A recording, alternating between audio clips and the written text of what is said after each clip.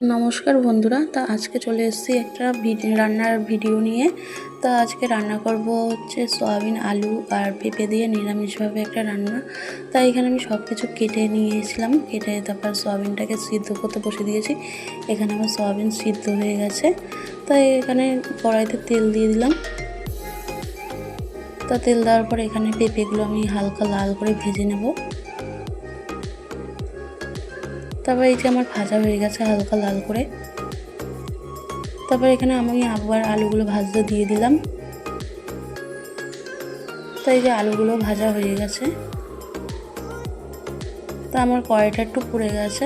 তার মধ্যে একটু তেজপাতা, লঙ্কা, শুকনো লঙ্কা দিয়ে দিলাম। তা জিরে ছিল না দেখে কালো জিরে দিয়ে দিলাম। তাই টমেটো কুচি দিয়ে একটু নাড়াচাড়া করলাম। তারপর সব ভাজা পেঁপে আর আলুটাকে দিয়ে দিলাম।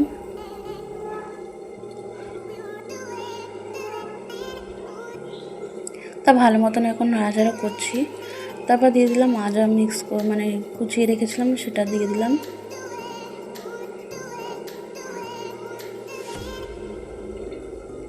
তারপর নুন দিয়ে দিলাম, তারপর লঙ্কার গুঁড়ো, তারপর জিরের গুঁড়ো, তারপর হলুদ গুঁড়ো দিয়ে ভালো মতো নাড়াচাড়া করে দেবো।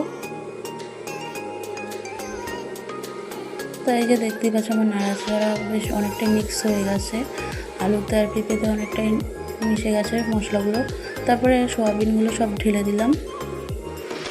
দেওয়ার পরে তারপরে আবার আলু আর সয়াবিন সব পেঁপে সব একসাথে কষিয়ে নেবো একটু হালকা করে।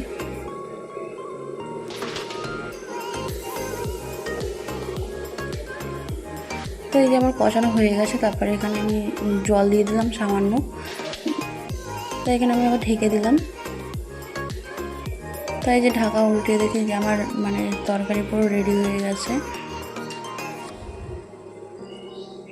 তার মধ্যে একটু গরম মশলা দিয়ে দিলাম। তাই যে আমার তরকারি পুরো রেডি।